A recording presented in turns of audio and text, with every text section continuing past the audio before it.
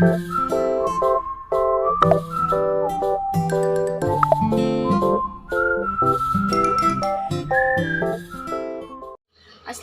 warahmatullahi wabarakatuh.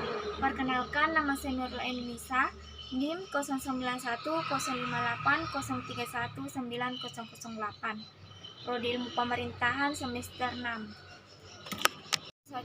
Pada kesempatan kali ini saya akan membawakan materi tentang pemerintahan nasional. Materi yang pertama yaitu kekuasaan presiden dalam pemerintahan atau pembukaan kabinet. Presiden memegang kekuasaan eksekutif. Eksekutif sendiri dalam bahasa Inggris berasal dari kata bahasa Latin yaitu exequi, yang berarti to follow out, carry out, yang dapat diartikan melaksanakan atau melakukan. Setiap negara di dunia selalu memiliki kekuasaan eksekutif yang bersifat nasional. Sedangkan menurut C.F. Strong, membedakan antara eksekutif dalam arti luas dalam arti sempit. Dalam arti luas, eksekutif terdiri dari seluruh struktur kementerian, pelayanan publik, kepolisian, hingga militer. Dalam arti sempit, eksekutif berarti pemimpin tertinggi eksekutif yaitu presiden. Selanjutnya, ada 3 fungsi utama eksekutif. Yang pertama, kekuasaan eksekutif melakukan tugas membuat konsepsi. Setiap kebijakan yang dibuat sedemikian rupa agar realistis dan dapat implementasikan di masyarakat. Yang kedua, kekuasaan eksekutif melakukan implementasi. Setiap kebijakan harus dipastikan dilakukan secara baik. Yang terakhir, kekuasaan eksekutif melakukan fungsi koordinasi. Koordinasi dilakukan antara pelaksana kebijakan agar berjalan harmoni. Selanjutnya, kekuasaan presiden membentuk kabinet pemerintahan.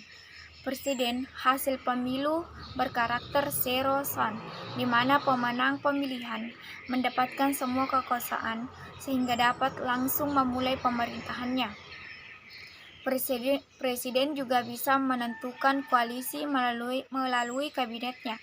Kekuasaan presiden dalam melakukan pengangkatan anggota kabinetnya atau appointment power secara prinsip digunakan untuk mendapatkan kesuksesan kebijakan ataupun memperoleh dukungan politik.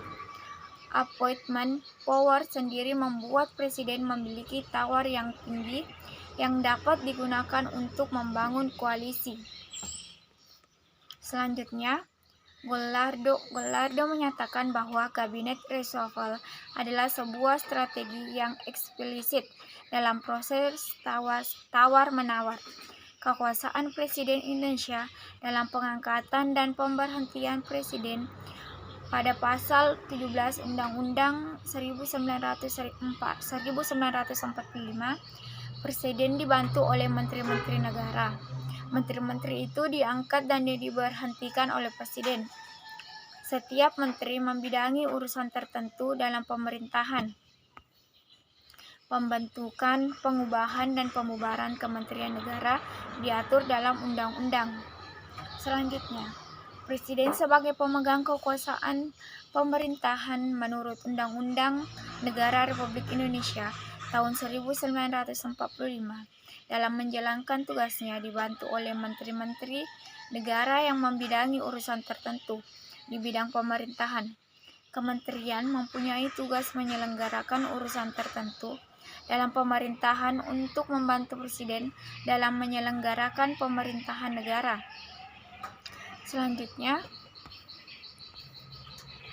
menteri dan kementerian adalah perangkat pemerintah yang membidangi urusan tertentu dalam pemerintahan. Menteri negara adalah membantu presiden yang memimpin kementerian. Selanjutnya, kewenangan presiden sebagai kepala negara. Yang pertama, 1. Memegang kekuasaan yang tertinggi atas TNI. 2. Menyatakan perang. 3. Membuat perjanjian internasional. 4. Menyatakan keadaan bahaya. 5. Mengangkat duta dan konsul. 6. Memberi garasi. 7. Memberi amnesti dan memberi tanda jasa. Selanjutnya, kemudian sebagai kepala pemerintahan memiliki 12 poin yaitu memegang kekuasaan pemerintahan, mengajukan rancangan undang-undang, menetapkan peraturan pemerintah, 4. Membentuk suatu dewan pertimbangan, 4. Mengangkat dan memberhentikan menteri, 6. Membahas dan memberi persetujuan atas rancangan undang-undang Dewan Perwakilan Rakyat, 7. Menetapkan peraturan pemerintahan, 8. Mengajukan rancangan undang-undang APBN.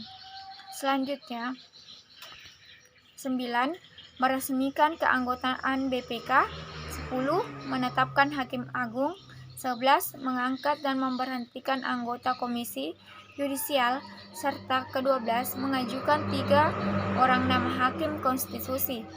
Selanjutnya, klasifikasi Kementerian Negara Republik Indonesia, kementerian yang menangani urusan pemerintahan yang nomenklatur atau nama kementeriannya secara dalam disebutkan dalam Undang-Undang Negara Republik Indonesia tahun 1945 adalah sebagai berikut. Yang pertama, Kementerian Dalam Negeri. Kedua, Kementerian Luar Negeri. 3. Kementerian Pertahanan. Selanjutnya, kementerian yang mempunyai tugas menyelenggarakan urusan tertentu dalam pemerintahan untuk membantu Presiden dalam menyelenggarakan pemerintahan negara serta menjalankan fungsi perumusan dan penetapan kebijakan di bidangnya. Yang pertama yaitu Kementerian Perencanaan Pembangunan Nasional. Kedua, Kementerian Pendayagunaan Aparatur Negara dan Reformasi Birokrasi. Ketiga, Kementerian Badan Usaha Milik Negara. 4. Koperasi dan Usaha Kecil dan Menengah. 5. Kementerian Pariwisata. 6. Kementerian Pemberdayaan Perempuan dan Perlindungan Anak. 7. Kementerian Pemuda dan yang ke-8 Kementerian Sekretariat Negara. 31 lembaga pemerintahan dan kementerian. Berikut 10 lembaga non-kementerian. Yang pertama ANRI, 3 BIG, 3 BIMN, 3 BKN, 5 BKKBNEG, 6 BKPM, 7 Bakonsultanal, 3 BMKG, 9 BNN, 10 BNP, dan seterusnya. Demikianlah materi yang sempat saya sampaikan. Mohon maaf bila ada kesalahan. Billahi fisabilil haq fastabiqul khairat. Assalamualaikum warahmatullahi wabarakatuh.